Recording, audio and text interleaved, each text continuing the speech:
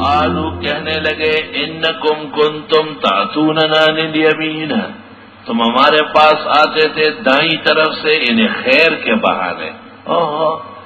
بزرگان دین کیا اور کوئی گناہ ہے؟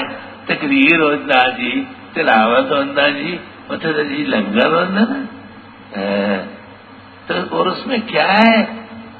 اور اس میں کوئی رنڈی تو نہیں ناچتی، کوئی گان بجان تو نہیں ہوتا ہے؟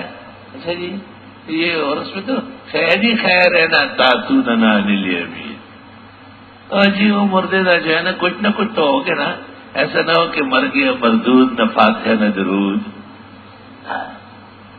تو تھوڑا سا چاول بن جائے، تھوڑا سا حلوہ بھی ہو جائے تو فائدہ ہی ہوگا نا، کیا خیال ہے؟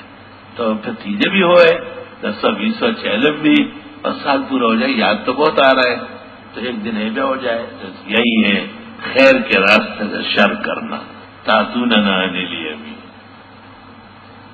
اور ہم جو کنڈے کرتے ہیں یا معراج کی رات کو کھانے پکاتے ہیں یا شب برات کو پکاتے ہیں، فقراء مسکین تو کھاتے ہیں نا، کوئی ہم گھر پہ تو نہیں رکھتے ہیں، تو یہ بھی ہونا چاہیے تعتوننا عن الیمین، خیر کا نام لے کے شر کرتے تھے۔